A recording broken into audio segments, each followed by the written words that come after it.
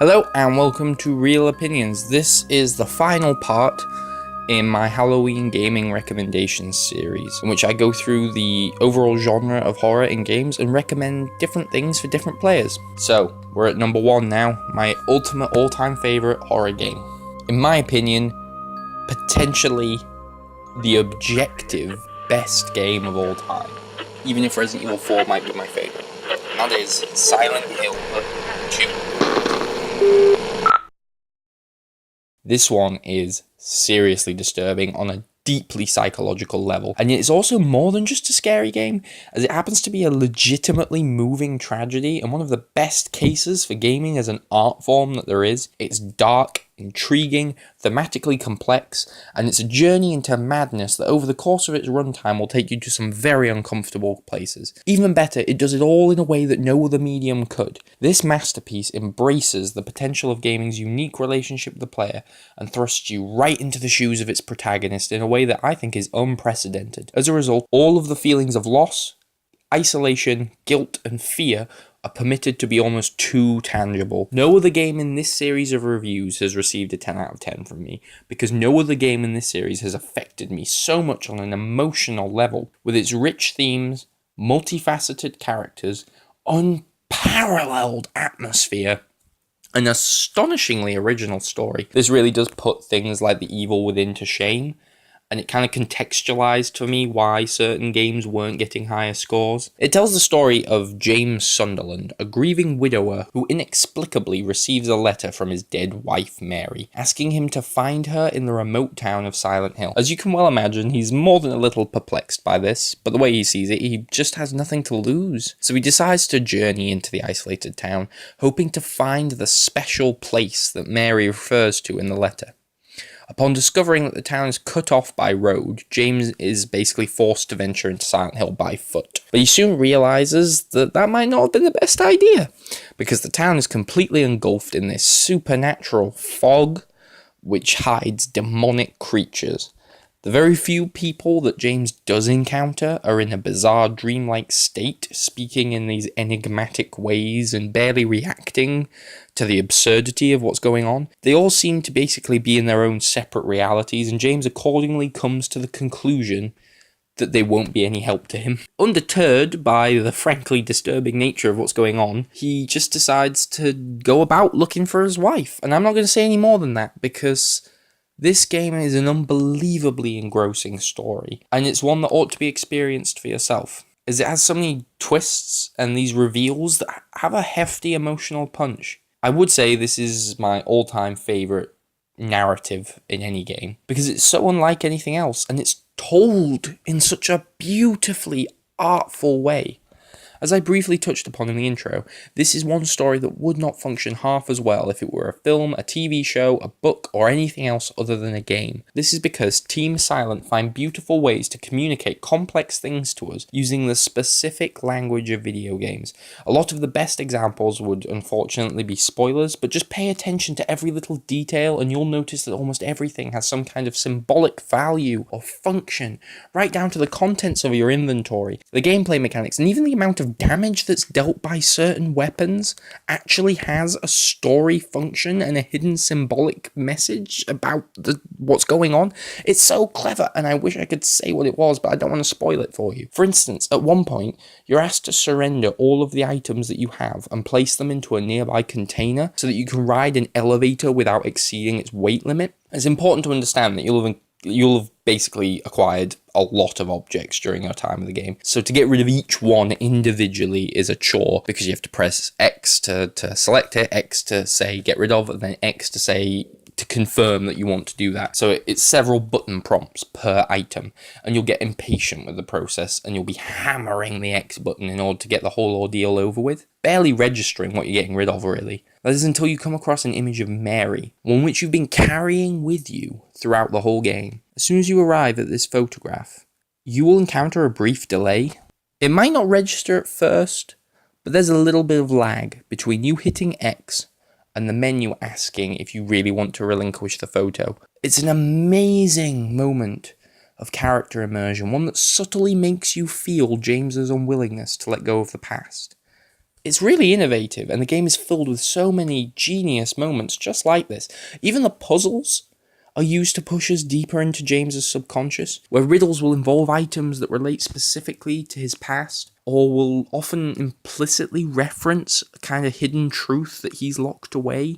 Similarly, the creatures, they all stand in for his own anxieties and fears in ways that actually are quite understated and require genuine thought on your behalf to kind of make these connections and realize what's going on. Special mention has to go to the truly terrifying Pyramid Head, this hyper-masculine, utterly relentless pursuer who can be found routinely killing and sexually assaulting the female characters of the game, including the female monsters, which is incredibly messed up. But there's a very good thematic reason for this, beyond just adding cheap shock value to the game. In fact, once you come to understand what Pyramid Head's role in the story is, you'll notice that there's a lot of surprising nuances to his character, including the way he behaves, the way he moves, his visual design. All of these things kind of flesh him out and make him one of the most intriguing, as well as one of the most terrifying horror villains in all of fiction. The game also does a good job of not spoon-feeding you any of its subliminal content, and lets you really work out the intricacies for yourself. Once you've done this, you realise that there's so much depth here to the characters. You begin to understand that the town of Silent Hill is clearly trying to torture James with the memory of his wife, and just like everyone else in the town, he appears to be trapped in his own idiosyncratic purgatory. In other words, the game basically takes place in a nightmare realm that's tailored specifically to James's own personal demons. This makes repeat playthroughs not only worthwhile, but I would say debatably even more enjoyable than the first playthrough, because you begin to pick up on the relevance of certain key motifs and images. There's moths, there's execution devices and executioners, there's heavy breathing sounds in certain rooms, and you're like, what's that? And then there's all this psychosexual imagery, and at first glance, many of these things might just seem like they're there just to creep you out, but everything has a deeper layer, and when you know what you know by the end of the game, it all clicks. And it's still terrifying. It's not just academic, intellectual crap. It's without a doubt the creepiest game I've ever played.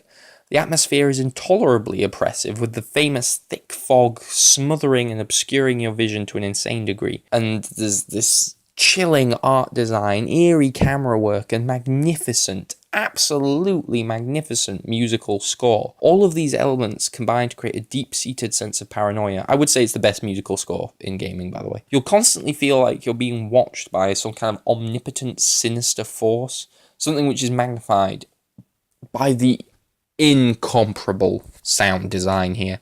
Sound design in this game is...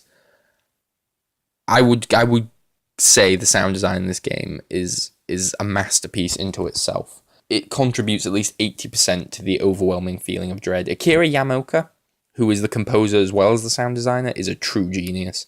He inflects every single room, every single corridor, and even the exterior environments with a threat that images simply cannot convey. Blood-curdling screams, harsh industrial noises, and sounds that seem to have no earthly origin whatsoever make the audio landscape here obscure, completely unfamiliar, and frankly petrifying. One particular scene sticks out in my mind as, I think, probably my favourite bit of the game. As James, you arrive in the Silent Hill Historical Society, which is basically a museum concerned only with local history. And you walk through the building, and you can hear this faint, muffled droning sound, like a...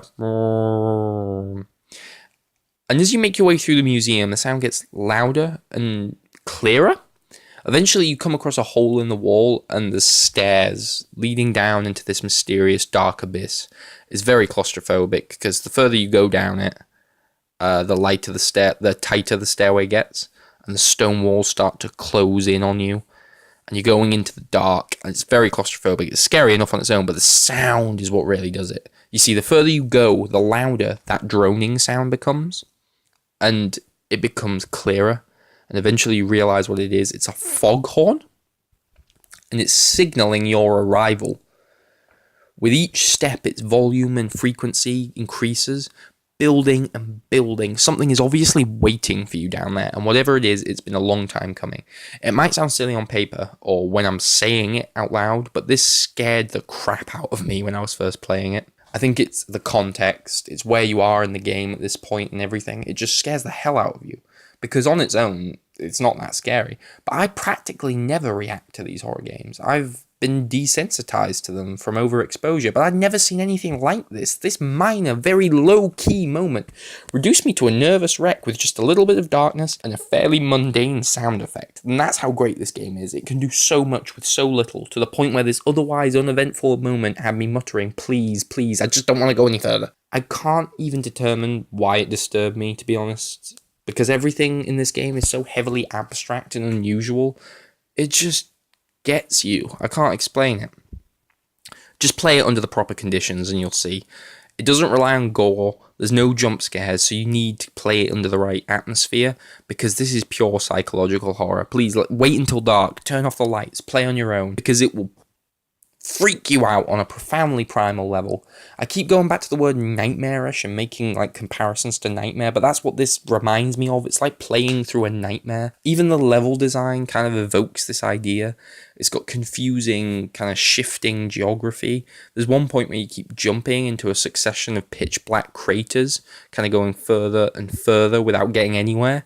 And you then end up suddenly in a flooded labyrinth underground, where every corridor looks the same and there's seemingly no logic to the layout of the environment. Going up one ladder leads to this corridor, but then you get to the other end of the corridor, go down another ladder, and it seems to have taken you in a circle. And everywhere, one door takes you somewhere to a new area, but the next one kind of gets you to an earlier point in the maze. It's confusing, disorienting, and totally thrilling, because you're being pursued by these weird creatures in the dark.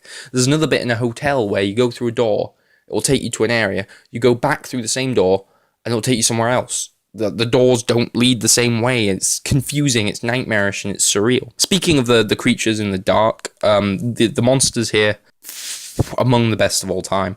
I know I talked a lot about the sounds and what you don't see, but the visuals are just as sublime. They take kind of inspiration from figurative artist Francis Bacon, and they come up with some spectacularly abstract and original monsters, which have clearly been crafted to have the maximum psychological impact. They're all thematically consistent too, playing upon ideas of deformed femininity and distorted sexuality in a way that's more than a little reminiscent of David Cronenberg. I mean, generally, I would say that this game feels like Cronenberg, Lynch, and Fincher thrown into a horrific blender. But yeah, the monsters, kind of a bit Cronenberg. And I don't want to get too academic, but you could probably write a whole book about the Freudian implications of some of these villains, from the faceless nurses with their exaggerated breasts to the uncanny flesh lips. Yeah, they're kind of like vaginas. And then there's the horrific abstract daddy monsters, which they have a unique backstory, and when you know that backstory, the way that they attack you, let's say it's a very evocative image. Once again, when you grasp what the game is really about, you'll be spotting these things too. I'm not reading too much into it. These things are there. The last thing that I really want to mention is the game's unique approach to its various endings. Branching narratives are a dime a dozen these days. I mean, we already reviewed Until Dawn. So having more than one conclusion is nothing special anymore, but Silent Hill 2 does something that, as far as I can remember, I've never seen in any other game before. You see, your ending is the result of how you psychologically characterize the protagonist. That's not to say that James is a blank slate. He's still a very defined character, but he is shaped a little by your actions. So what do I mean exactly? Well, basically, rather than letting narrative decisions determine the ending of the game, Silent Hill 2 judges the protagonist based on your playstyle. There are numerous factors that contribute to his profile, including how often you examine certain items, how much time you spend in certain locations, and how effectively you protect other characters from damage. For instance, your ending partly depends upon how conservative you are with healing supplies. If you consume the health drinks readily every time you receive damage, then it implies that James wants to live. But if you're stingy with those same supplies, then it suggests to the story that James has a lack of concern for his own self-preservation. And these different character traits can then result in two wildly different conclusions to the game. I think it's a masterpiece, actually, of design in that respect, because it makes your actions explicitly affect the characterization of the protagonist, as well as the narrative itself. And it does it in a way that doesn't make you sit there thinking about how you want to affect the story. You're not making choices, you're not going, ooh, I want to be evil, ooh, I'm doing a good guy playthrough. it does it in this really subtle way. And I think we live in an age where people like to criticize examples of ludonarrative dissonance, even when they don't fully understand what the term means. But I don't know, I feel like you never hear people praising ludonarrative resonance, which is more interesting to me than just criticizing things all the time. But ludonarrative resonance is something that basically means that the story themes and the gameplay should kind of go hand in hand, and the gameplay should actually kind of relate to the themes of the story. And it's a concept that should theoretically enrich your experience of a game and make you feel like an active participant. And I think that Silent Hill 2's ending system is a wonderful example of this in action. And I think it really deserves to be acknowledged as an innovative way of synthesizing gameplay and story properly. I think by now it should be apparent I have nothing but praise for this game. I think it's smart, I think it's original, I think it's psychologically complex, and that the characters are well developed and explored. But above and beyond all else, it succeeds as a genuinely effective horror story, one that will get under your skin and unsettle you in fresh and unique ways. In short, this is the epitome of what video games can accomplish when the right amount of care and effort is applied to them. And I hope that one day the AAA gaming industry will get itself back into gear and produce things like this again, because I can't imagine it being made nowadays. Overall recommendation. It's hard for me to resist the urge to say that everyone should play this, but I mean, if you like good games, then this is just a must play. I would give a special shout out to people who like creepy and genuinely unsettling psychological horror though, but seriously, if you just like art, if you just like storytelling, and if you just like video games, just play this game. Rating 10 out of 10. It's so unique. It's its own thing. Nothing compares to it. So that's almost the end of this series. I know I said this was the last recommendation, but I'm going to do a bonus video that will go up tomorrow of kind of honorable mentions and things that are good, but that I didn't feel like doing a whole video on. So that might be fun. That might be fun. I'm good at selling myself. It might be alright. Who knows? So look out for that tomorrow. It will be more like a quick list of other horror games you could consider. And thank you for listening. Please play Silent Hill 2.